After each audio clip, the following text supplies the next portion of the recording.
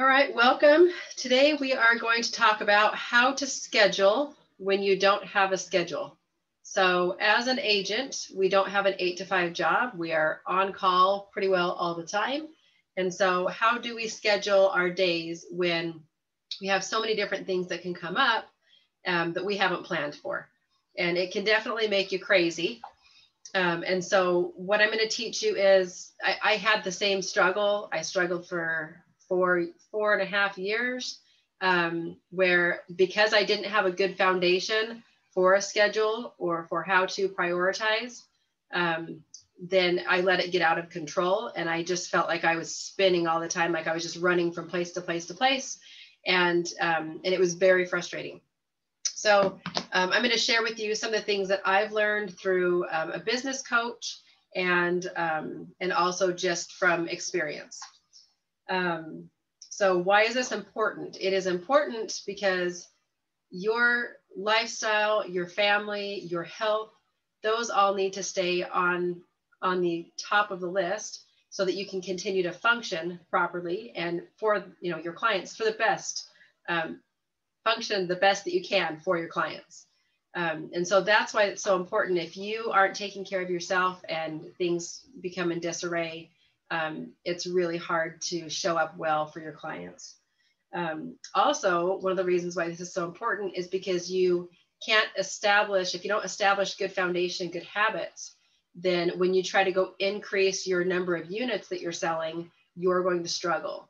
So as you streamline the things that you do, and prioritize your life and your schedule, then you'll start to have more gaps and openings so that you can continue to increase the number of clients that you can serve. So that's all very important. So, okay, so this is how my schedule goes. This is how it works for me. So on Sundays, I will sit down with my planner. And yes, I like to use paper, right? So I still have a paper planner. I actually, I will sit down and I will prioritize out the things that are on the schedule that I know of already for the week. So anything that has to do with the family, if we have any games for the children, if I have any doctor's appointments, dentist appointments, anything like that, or any client appointments that I already have set for the week.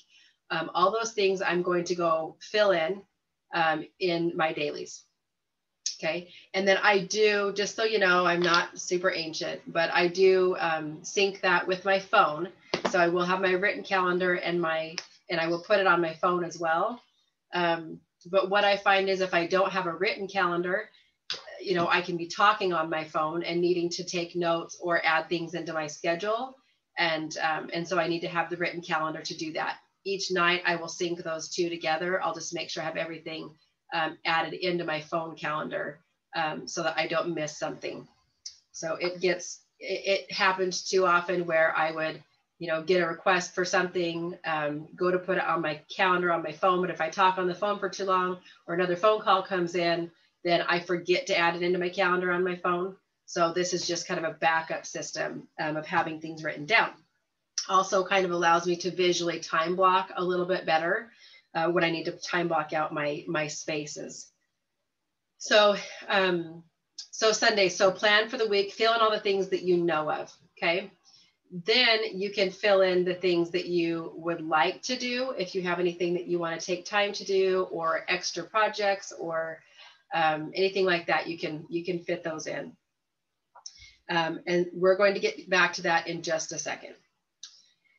So in the mornings, I always block out time to wake up and get at least 30 minutes of exercise so that I can stay healthy. It really gives you a lot of energy, helps with depression. And so I'll get up and get my 30 minutes of exercise in, whatever that looks like.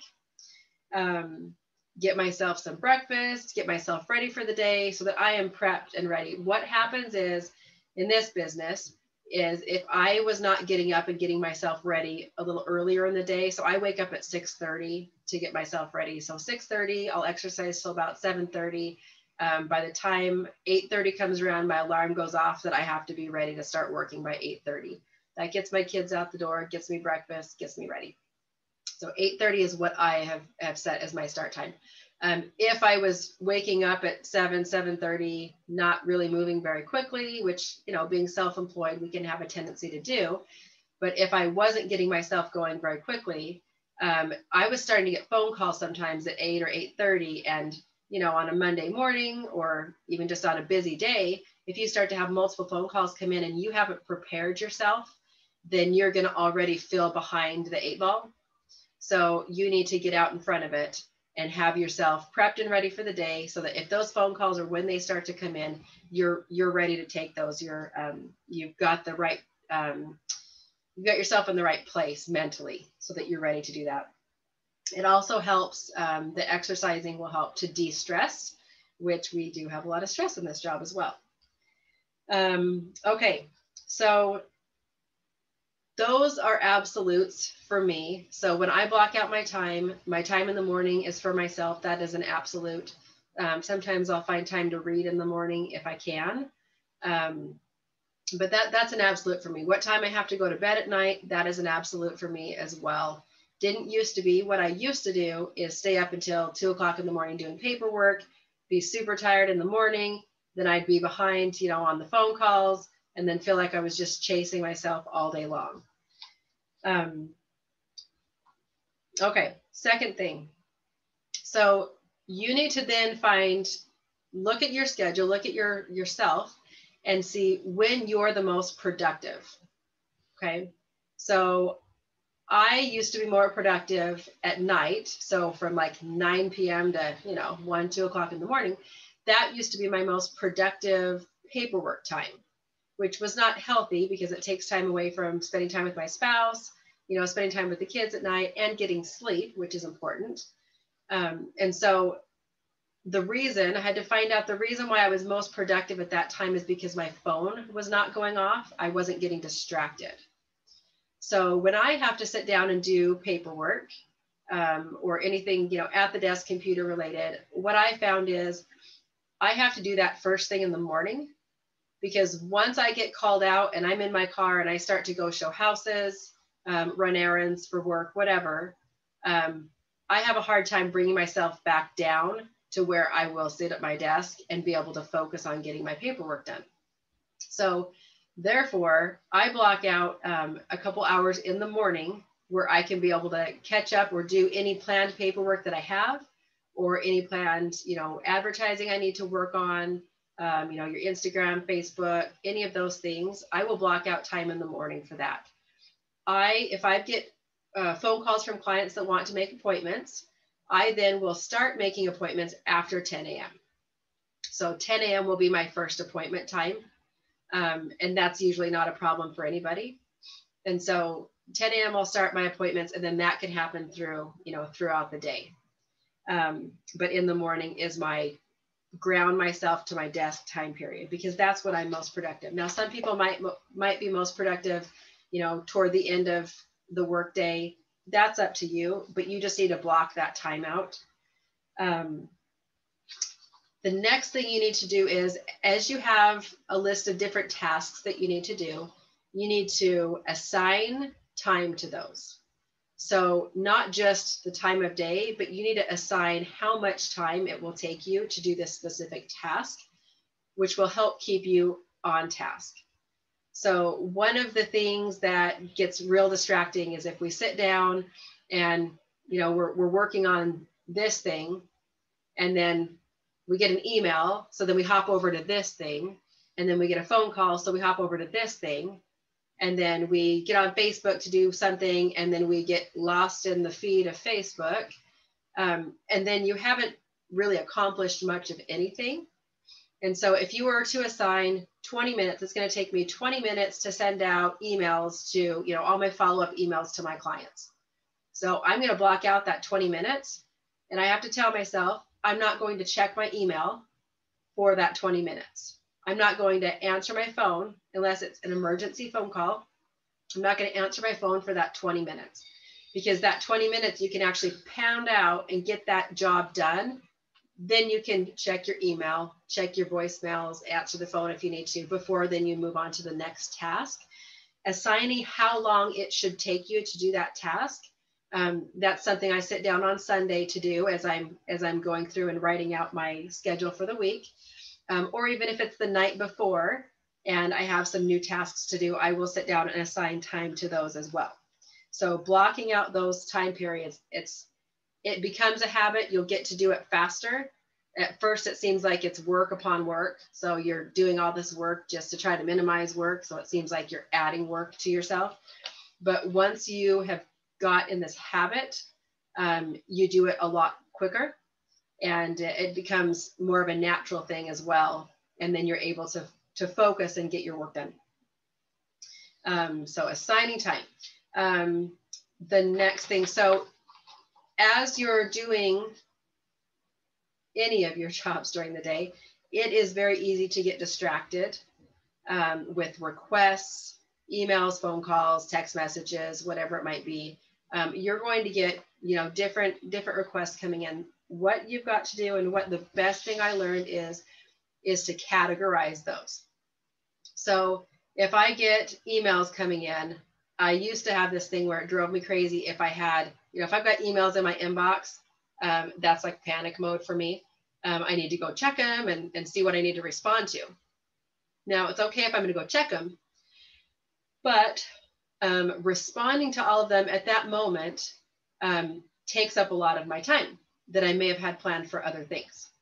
So when I will open an email or take a look at an email or a text message, I have to look at that and I have to categorize that. And I have to look at it like, is this something that needs to be done now? Is this an emergency? Or can this wait till a little bit later? And if it can wait till later, then I'll leave the email in my inbox, or I'll make a note. If it's a text message that comes in or something, I'll just go ahead and make a note in my planner that I need to call, this person back or do this thing or whatever it might be. But if everything is an emergency, then nothing is an emergency.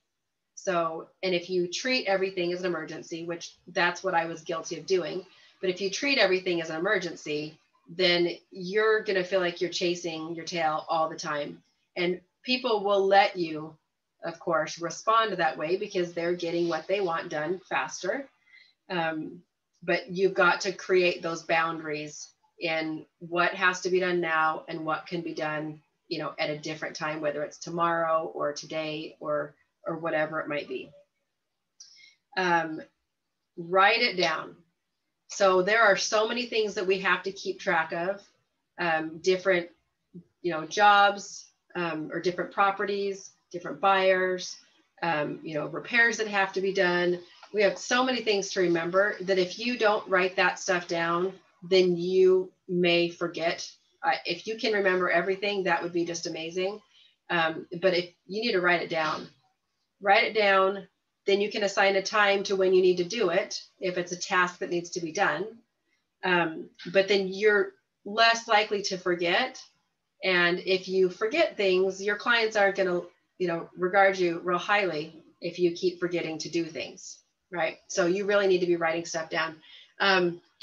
The planner that I use, I have in here, I've already got it kind of separated out. So besides my half-hour timeline that I've got during the day, in the work hours of 8 to 6 or 7, I've got a spot for follow-up calls, homes to list, repairs to order, signs or flyers, and things to do. And just about everything that we do in a day is going to fall into one of those categories. So if I get a phone call or a text message or whatever, and somebody needs me to, call the plumbing company to order their repair, then I'm gonna make a note on here of doing that. Or if somebody calls and I need to call them back, I'll just put follow-up call, just write them down real quick so I know to do that. So that helps keep me organized each day. The next thing is, as you're going throughout your day, be careful not to stack your appointments too close to each other. So you need to give yourself time to eat. You need to plan out your meal times. Otherwise, you'll be eating in your car for the rest of your life. So plan out your meal times and try to give yourself 15 minutes in between appointments. So that allows you to kind of decompress, finish up with the last client mentally, and then prepare yourself for the next client or the next, task that you're going to be doing. That'll keep you feeling less frazzled. It will also help you be more present with the client that you're meeting with or whoever it is that you're serving at the time. You can be more present with them.